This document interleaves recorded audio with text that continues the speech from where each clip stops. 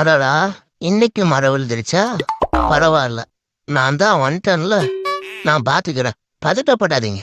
10 நிமிஷத்துல பட்டுன்னு வேலையை முடிச்சிடுவேன். இதெல்லாம் எனக்கு கைவந்த கலை.